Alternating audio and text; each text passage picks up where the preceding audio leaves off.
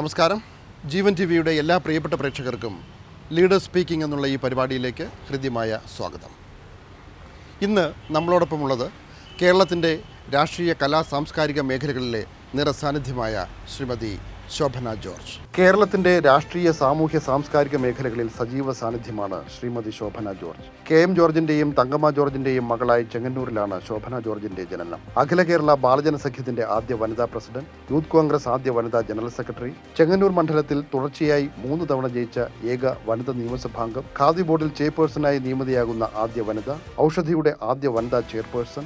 അങ്ങനെ രാഷ്ട്രീയത്തിലും സാംസ്കാരിക ഇടങ്ങളിലും വേറിട്ട ശൈലിയോടെ ജീവിതയാത്ര തുടരുന്ന ശോഭന ജോർജിനെ ലീഡർ സ്പീക്കിംഗ് പരിപാടിയിലേക്ക് സ്വാഗതം ചെയ്യുന്നു. നമസ്കാരം. നമസ്കാരം. രാഷ്ട്രീയം ഇഷ്ടപ്പെടുന്നവർ, ചർച്ച ചെയ്യുന്നവർ ചോദിക്കുന്ന ഒരു ചോദ്യമാണ്, ഒരു രാഷ്ട്രീയ പ്രവർത്തക എന്നുള്ള നിലയിൽ ഒരു മിസ്സിംഗ് കാരണം നമ്മുടെ സമൂഹത്തിൽ അനുഭവപ്പെടുന്നുണ്ട്. ശോഭന ജോർജ് എന്നുള്ള ഒരു രാഷ്ട്രീയ പ്രവർത്തകയെക്കുറിച്ച് ചിന്തിക്കുമ്പോൾ, പറയുമ്പോൾ എന്താണ് സംഭവിച്ചത്? ഞാൻ കോൺഗ്രസിൽ, യൂത്ത് കോൺഗ്രസ് സജീവമാകുന്ന കാലം മുതലേ കോൺഗ്രസിൻ്റെ അത് ഗ്രൂപ്പ് ഉണ്ടല്ലോ. അപ്പോൾ ആ ഗ്രൂപ്പിൽ ഞാനിങ്ങനെ ലീഡറോടൊപ്പം അടിയുറച്ച ഒരു ഫൈറ്ററായിരുന്നു.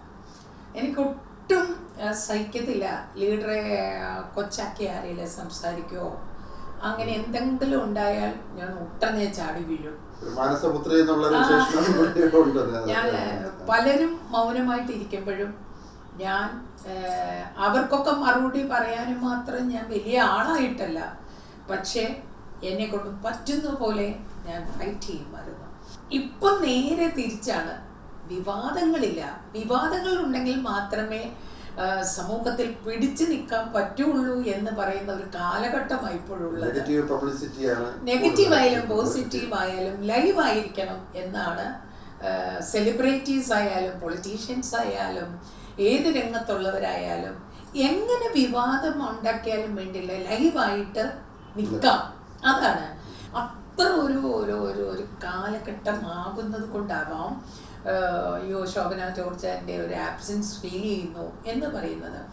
ഞാനിപ്പം CPM-ന്റെ ഏറ്റവും സജീവമായി നിൽക്കുന്ന ഒരാളാണ്. മെമ്പർഷിപ്പ് ഉണ്ട്. അങ്ങനെ നിൽക്കുന്ന ഇപ്പം എന്നെ സംബന്ധിച്ചിടത്തോളം ഒരു പരിപാടി ഉണ്ടെങ്കിൽ മാത്രമാണ് നമ്മൾക്ക് ആ പരിപാടിയിൽ ഒരു എൻട്രി ഉണ്ടാവുന്നത്. എന്തായാലും ഈ കോൺഗ്രസ് രാഷ്ട്രീയത്തിൽ ഇത്ര വർഷത്തോളം നിന്നു, തഴക്കവും പഴക്കവും ഉണ്ടായി. കോൺഗ്രസ് ഒരുപാട് എന്താ പറയുക, നമുക്ക് അർഹിക്കുന്നതിനപ്പുറമുള്ള സ്ഥാനങ്ങൾ തന്നു.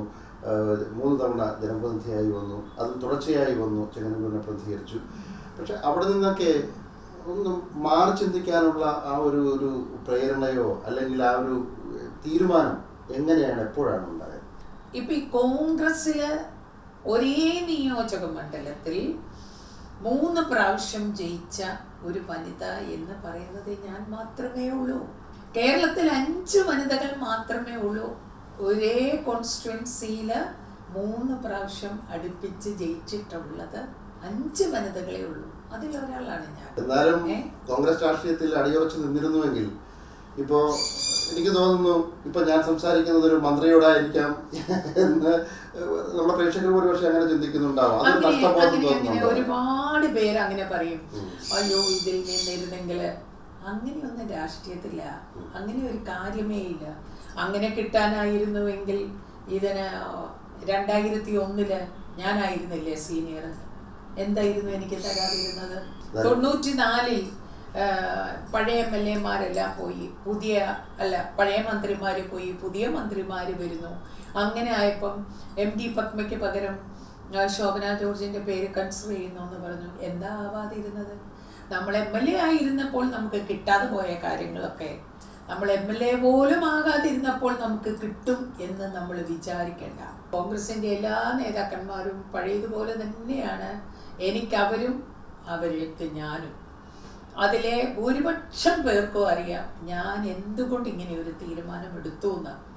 പലപ്പോഴും എനിക്ക് ഞാൻ കോൺഗ്രസ്സിലായിരിക്കുമ്പം ഞാൻ സ്റ്റേജിലിരുന്ന മീറ്റിങ്ങുകളിൽ പങ്കെടുക്കുന്ന ഞാൻ CPM-ൽ വന്നപ്പം ഞാൻ എവിടെയാണ് എൻ്റെ സീറ്റ് എന്ന് ചോദിച്ചാൽ അങ്ങനെ ഒരു സീറ്റ് എനിക്കുണ്ടോ എന്ന് തന്നെ സംശയമാണ്. കാരണം ഞാൻ വെറും ഒരു പാർട്ടി മെമ്പറാണ്.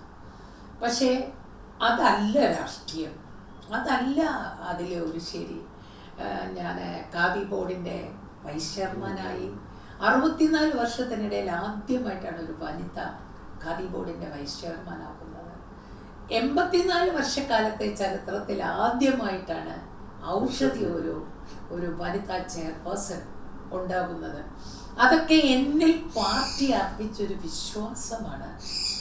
അപ്പോൾ അതൊരു ചെറിയ കാര്യമല്ല. മന്ത്രിയെക്കാട്ടിൽ ഒരുപാട് കാര്യങ്ങൾ ആ കാലഘട്ടങ്ങളിലൊക്കെ എനിക്ക് ചെയ്യാൻ കഴിഞ്ഞു എന്ന് പറയുന്ന ഒരു സന്തോഷവും ഒരു ആത്മവിശ്വാസവുമാണ് ഇപ്പോഴും എന്നെ നടത്തുന്നത്. ഇതേ പറയുമ്പോൾ ചെങ്ങന്നൂർ മണ്ഡലം അവിടെ ഈ അവസാന നിമിഷത്തിൽ ഒരു പരിഗണന ലഭിക്കാതെ പോയത് കൊണ്ട് അതിൻ്റെ ഒരു അമർഷമാണ്, പരാതിയാണ്, പരിഭവമാണ് കോൺഗ്രസ് വിടാനുള്ള ഒരു കാരണമെന്നാണ്. പക്ഷെ അതിനുശേഷം ചെങ്ങന്നൂരിൽ കോൺഗ്രസിൻ്റെ ഒരു തുടർച്ച ഉണ്ടായിട്ടില്ലെന്നുള്ളതാണ് രാഷ്ട്രീയ ചരിത്രം പറയുന്നത്. CPM വന്നതിന് ശേഷം അത്തരത്തിലൊരു തീരുമാനം CPM നിന്നുണ്ടായിട്ടുണ്ടോ? ഇപ്പോൾ ചെങ്ങന്നൂർ ഇത്രയും ജനസ്വാധീനമുള്ള ഒരാളെന്നുള്ളതിൻ്റെ ആ ഒരു സീറ്റ് ശോഭന ജോർജ് എന്നുള്ള രാഷ്ട്രീയ പ്രവർത്തകയ്ക്ക് തരാതെ പോയതിൽ എന്തെങ്കിലും വിഷമമുണ്ടോ? ഞാൻ കോൺഗ്രസ് വിട്ടപ്പോഴേ ഞാൻ ഒരു തീരുമാനമെടുത്തിരുന്നു, ഇനി ഒരു മത്സരരംഗത്ത് വേണ്ട. അത് ശരി, അങ്ങനെ ഒരു തീരുമാനമുണ്ട്. അതെൻ്റെ ഒരു തീരുമാനമാണ്. കാരണം നമുക്ക് MLA ആവുക, ഒരു രാഷ്ട്രീയ പ്രവർത്തനം എന്ന് പറയുന്ന MLA മന്ത്രി ആവുന്നതൊന്നും മാത്രമല്ല. അതുകൊണ്ട് തന്നെ ഞാൻ തീരുമാനിച്ചിരുന്നു. കൈപ്പത്തി ചിഹ്നത്തിലാണ് ഞാൻ 3 പ്രാവശ്യം അവിടെ നിന്ന് ജയിച്ചത്. 4ാമത്തെ പ്രാവശ്യം ടെലിവിഷൻ ചിഹ്നത്തിൽ മത്സരിക്കണമെന്ന് ലീഡർ എന്നോട് പറഞ്ഞപ്പോൾ മാത്രമാണ് ഞാൻ പറഞ്ഞു പറ്റില്ല, എനിക്ക് മത്സരിക്കണ്ട എന്ന് തീരുമാനിച്ച. അവസാനം ലീഡറും അത് സമ്മതിച്ചതായിരുന്നു. പക്ഷേ എങ്ങനെയോ അവസാനം വെസ്റ്റില് എൻ്റെ പേര് വന്നു. അവിടെ കോൺഗ്രസ് തന്നെ ഒരു റിബൽ കാൻഡിഡേറ്റിനെ നിർത്തി DICയിൽ നിന്ന് വന്നവരെ മുഴുവൻ തോൽപ്പിക്കാൻ തീരുമാനിച്ചു. അങ്ങനെ DICയിൽ നിന്ന് ടെലിവിഷൻ ചിഹ്നത്തിൽ മത്സരിച്ച മുഴുവൻ പേരെയും തോൽപ്പിച്ചു. അത് ഞാൻ എൻ്റെ ചെങ്ങന്നൂരിൽ കൈപ്പത്തി നിന്നേച്ച് പിന്നെ മറ്റൊരു ചിഹ്നത്തിൽ മത്സരിക്കാൻ എനിക്ക് ഒരിക്കലും താല്പര്യം ഉണ്ടായിരുന്നില്ല. അതുകൊണ്ട് തന്നെയാണ് ആ ഒരു തീരുമാനം ഞാൻ എടുത്തത്. ഇനി ഒരു അംഗത്തിന് ബാല്യമുണ്ടോ ഈ പറയുന്നത്? അല്ല, ഒരു കാര്യമേ ഉള്ളൂ. ഞാൻ ജയിച്ചിട്ടുണ്ട്, ജയിപ്പിച്ചിട്ടുണ്ട്, തോറ്റിട്ടുണ്ട്, തോൽപ്പിച്ചിട്ടുണ്ട്. ഇന്ന് എനിക്ക് ധൈര്യമുണ്ട്. എൻ്റെ നാട്ടിൽ ഞാനും കൂടെ തീരുമാനിക്കും ആര് ജയിക്കണമെന്ന്. എനിക്ക് ധൈര്യമുണ്ട്. കാരണം അത്രയ്ക്കും എൻ്റെ കണ്ണുനീരും എൻ്റെ വേർപ്പും എൻ്റെ രക്തവും വീണ മണ്ണാണ് ചെങ്ങന്നൂർ. അപ്പോൾ അതെന്ന് പറയുന്നതാണ് ഒരു രാഷ്ട്രീയക്കാരുടെ ശക്തി, ബലം. ഞാൻ വെല്ലുവിളിച്ചല്ലോ, 25 വർഷക്കാലം കോൺഗ്രസിന്റെ കയ്യിൽ പിടിച്ചെടുത്തതായിരുന്നു ഞാൻ കോൺഗ്രസിന് ചെങ്ങന്നൂര്. എന്തേ ഈ ഓണത്തെ പോലും എന്തുകൊണ്ടാണ് അവിടെ അട്ടിമറിക്കാൻ കഴിയാതെ പോയത്? ഞാനൊരു ഈശ്വരവിശ്വാസിയും കൂടെ. നമ്മൾ വിചാരിക്കും നമ്മളെ കാണാത്തത് കാണുന്ന ദൈവം, ആ ദൈവം നീതിമാനാണ്, അവിടെ നീതി ഉണ്ടാവും. അതാണ് ചെങ്ങന്നൂരിൽ സംഭവിക്കുന്നത്. സ്ത്രീകൾ അബലയാണ്, ചാബല്യമുള്ളവരാണ്, ചബലയാണെന്നൊക്കെ നമ്മൾ പറയും. ഇത്രത്തോളം ഒരു ധൈര്യം എവിടെ നിന്നാണ് ആർജിച്ചെടുക്കാൻ കഴിഞ്ഞത്? ഞാൻ ബാലജനസഖ്യത്തിൻ്റെ പ്രസിഡന്റ് ആകുന്നതിന് ഒരു പുരുഷനെ തോൽപ്പിച്ച അന്ന് എനിക്ക് 14 വയസ്സാണ്. എൻ്റെ ജീവിതത്തിൽ എപ്പോഴും പുരുഷനോട് ഫൈറ്റ് ചെയ്ത് പുരുഷനെ തോൽപ്പിച്ച്, പുരുഷനെക്കാട്ടി ഒട്ടും മോശമല്ല സ്ത്രീ എന്ന് ആ ധൈര്യത്തോടെയും തൻ്റെ ഇടത്തോടെയും എൻ്റെ ഗ്രാഫ്, എൻ്റെ ലൈഫ് അങ്ങനെയാണ്. ഒരു പുരുഷൻ്റെ മേധാവിത്വം അത് ശോഭന ജോർജ് അംഗീകരിക്കത്തില്ല. നമ്മളെ നേതാവായിട്ട് നമ്മൾ കാണും, പക്ഷെ ഞാൻ പുരുഷനാണ്, നീ സ്ത്രീയാണ്, അതുകൊണ്ട് സ്ത്രീക്ക് അവിടെയാ സീറ്റ്, പുരുഷനായി എനിക്കിവിടെ. നടക്കില്ല എന്ന് മാത്രമല്ല, ഇപ്പോഴത്തെ എൻ്റെ അനിയത്തിമാരൊക്കെ, എൻ്റെ സഹോദരിമാരൊക്കെ അവരുടെ അവകാശങ്ങൾ അവർ ചോദിച്ച് പറഞ്ഞ് അവർ മേടിക്കുന്ന കാണുമ്പോൾ എനിക്ക് അഭിമാനമാണ്. ആ ഒരു രാഷ്ട്രീയ ഗ്രാഫ് എങ്ങനെയാണ്? ഇപ്പോൾ ഈ ബാലജനസഖ്യം മുതൽ KSU, യൂത്ത് കോൺഗ്രസ്, പിന്നെ മഹിളാ കോൺഗ്രസ്, അങ്ങനെ വ്യത്യസ്ത മേഖലയിൽ പാർട്ടിയുടെ തന്നെ, പിന്നെ KPCCയുടെ ഒക്കെ സെക്രട്ടറി ആയിരുന്നു. അതുപോലെ ആദ്യ വനിതയാണെന്ന് തോന്നുന്നു. എല്ലാത്തിലും യൂത്ത് കോൺഗ്രസിന്റെ ആദ്യത്തെ വനിതാ ജനറൽ സെക്രട്ടറി ആയിരുന്നു. എല്ലാത്തിലും ഭൂകമ്പമായിരുന്നു കേട്ടോ. നമ്മളെ ആദ്യമായിട്ട് വന്നത് കൊണ്ടായിരിക്കാം എല്ലാ സ്ഥലത്തും.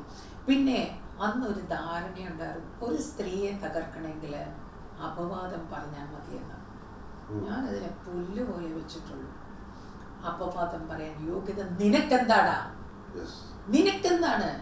എത്ര ഞാൻ 91-ലൊക്കെ മത്സരിക്കുമ്പം എന്തൊക്കെ അനാവശ്യമാണ് ആ നാട്ടിൽ പറഞ്ഞത്. പറഞ്ഞങ്ങ് നടക്കൂല. എൻ്റെ അമ്മായിയമ്മയാണെന്നും പറഞ്ഞ് ഒരു സ്ത്രീയെ കൊണ്ട് ഓരോ വീട്ടിലും കയറുക. എൻ്റെ അമ്മായിമ്മ എന്നിട്ട് പറയാം, അവൾ എൻ്റെ ദേഹത്ത് കഞ്ഞിവെള്ളം ഒഴിച്ചിട്ടുണ്ട് എന്നൊക്കെ പറഞ്ഞ് ഓരോ വീട്ടിലും ഓരോ സ്ത്രീകളെയും കൊണ്ട് നടക്കും. സോഷ്യൽ മീഡിയ അല്ല. ഇതൊക്കെ നമ്മൾ ഇലക്ഷൻ കഴിഞ്ഞ് അറിയുന്നത്.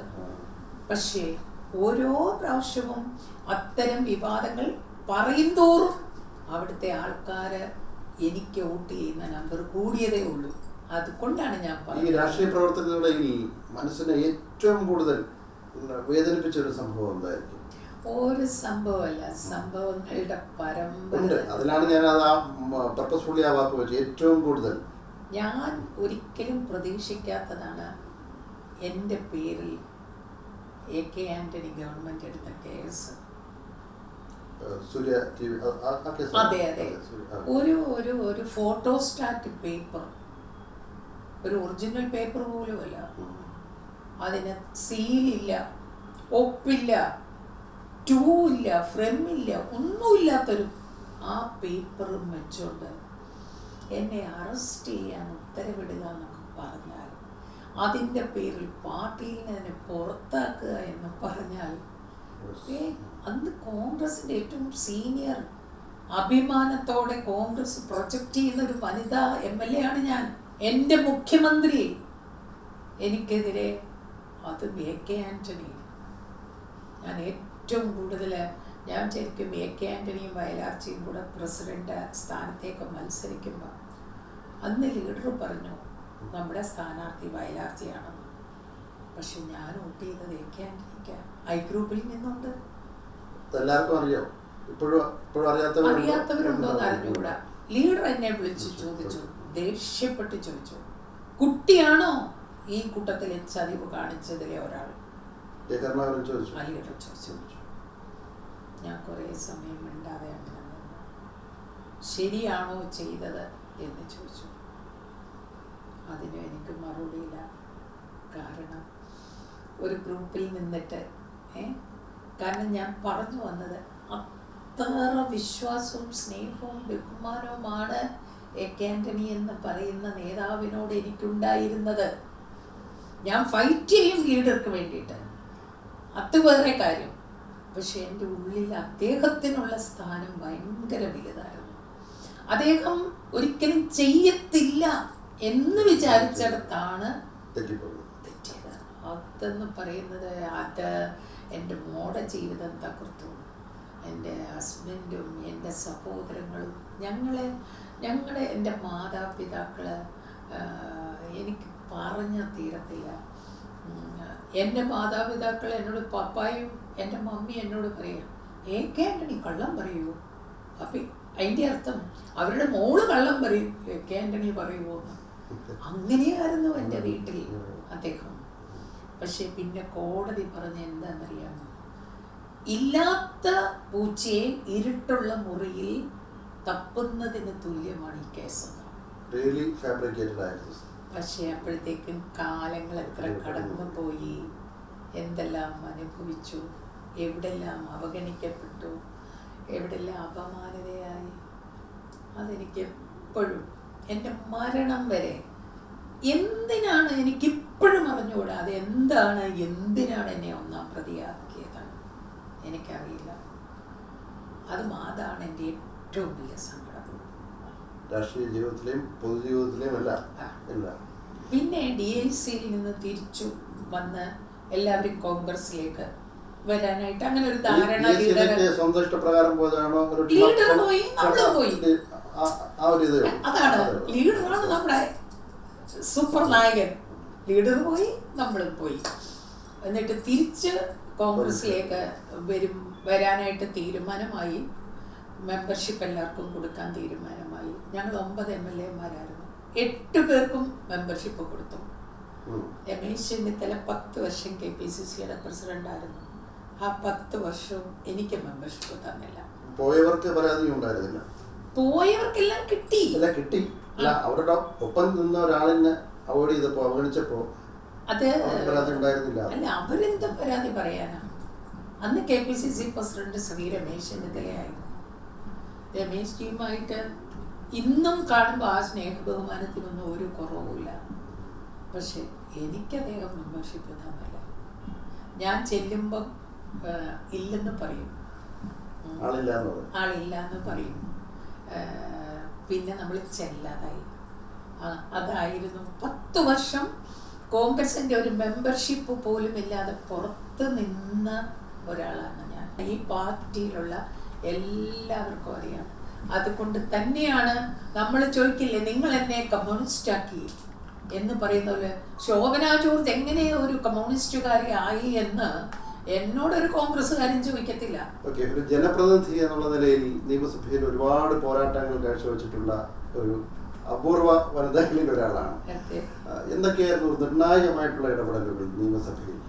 നിയമസഭയിലെ ഞാൻ ഭയങ്കര സജീവമായിരുന്നു. അതാണ് ഞാൻ പറഞ്ഞത്, നിയമസഭയിൽ ഏറ്റവും കൂടുതൽ ചോദ്യം ചോദിക്കുന്ന ആളായിരുന്നു ഞാൻ. എൻ്റെ ചോദ്യം മറുപടി തന്ന് ശരിക്കും ലെജിസ്ലേറ്റീവ് ഡിപ്പാർട്ട്മെന്റ് കുഴഞ്ഞു. അതിനുശേഷം സുധാകരൻ അദ്ദേഹവും MLA ആയിട്ട് വന്നു. അദ്ദേഹവും എന്നെ പോലെ ചോദിക്കാൻ തുടങ്ങി. ഞങ്ങൾ തമ്മിൽ ആരാണ് കൂടുതൽ ചോദ്യം നിയമസഭയിൽ ചോദിക്കുന്നത് എന്ന് പറയുന്ന അവസ്ഥയിലെത്തി. ഒരു ഫയലും നോക്കാൻ പറ്റുന്നില്ല, ഒരു തീരുമാനവും എടുക്കാൻ പറ്റുന്നില്ല. ഇവിടെ ചോദ്യ ശരങ്ങളാണ്. അത് ഞാൻ ജെനുവിനായിട്ടുള്ള കാര്യങ്ങളായിരുന്നു ചോദിക്കുന്നത്. അവസാനം ഇതൊരു വലിയ പ്രശ്നമായി. സ്പീക്കറുടെ മുന്നിലെത്തി എല്ലാവരോടും കൂടി ആലോചിച്ചു, ഇങ്ങനെ പോയാൽ ശരിയാവില്ല. അങ്ങനെയാണ് 5 ചോദ്യമേ ഓരോ പ്രതിനിധി ചോദിക്കാൻ പറ്റുള്ളൂ എന്ന് പറയുന്ന തീരുമാനമെടുത്തതിൻ്റെ അങ്ങനെ ഒരു തീരുമാനത്തിലേക്ക് വന്നതിൻ്റെ കാരണക്കാരി ഞാനാണ്. അത് നിയമസഭ രേഖ നോക്കുമ്പോൾ അറിയാം.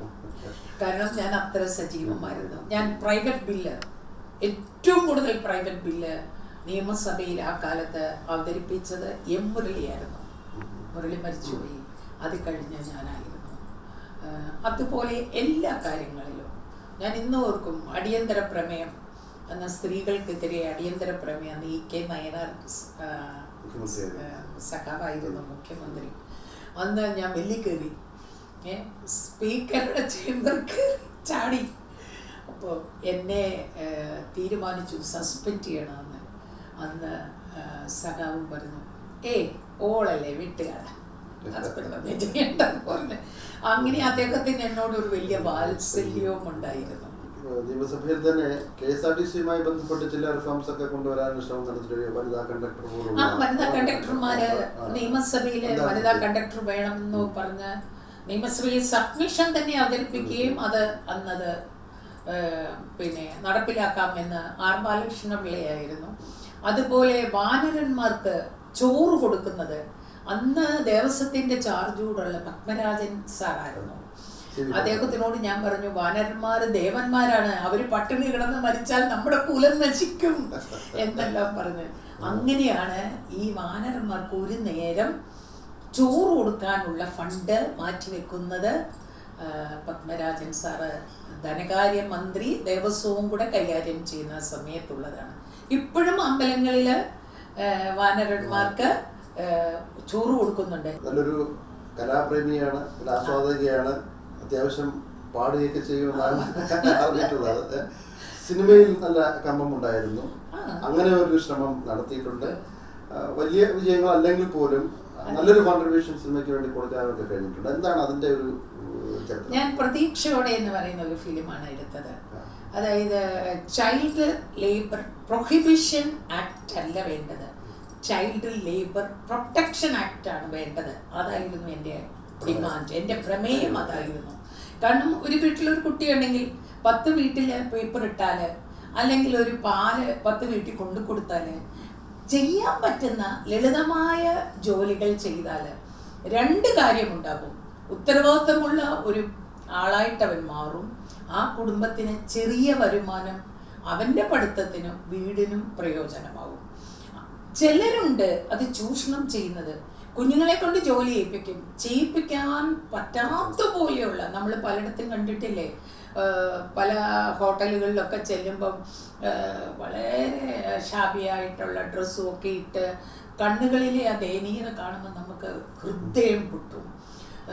അങ്ങനെ ചെയ്യുന്ന ജോലികളെ പറ്റിയിട്ടായിരുന്നില്ല ഞാൻ ആ പ്രമേയം, എൻ്റെ സിനിമ, എൻ്റെ സ്റ്റോറി അതായിരുന്നില്ല. കുട്ടികൾ ജോലി ചെയ്താൽ അവർക്ക് അതിനുള്ള സംരക്ഷണം കിട്ടത്തക്ക നിയമം വരണം. അതായിരുന്നു എൻ്റെ പ്രമേയം. ജീവിതത്തിന്റെ നല്ലൊരു അംശം മാറ്റിവെക്കുന്ന ഒരു പൊതുപ്രവർത്തക കൂടിയാണ്. എന്താണ് കൃഷിയുമായിട്ട് ഇത്രത്തോളം ഒരു അഭേദ്യമായ ഒരു ബന്ധം ഉണ്ടാവാനുള്ള പ്രധാന കാരണം? ഞാനൊരു കർഷക കുടുംബത്തിൽ ജനിച്ചു വളർന്ന ഒരാളാണ്. അപ്പോൾ അത് നമ്മളെ സ്വാധീനിച്ചിട്ടുണ്ട്. വിവാഹം കഴിഞ്ഞ് ചെന്ന വീടും ഒരു കർഷക കുടുംബമായിരുന്നു. അപ്പോൾ അവിടെയും ഉണ്ടായിരുന്നു എരുത്തില്.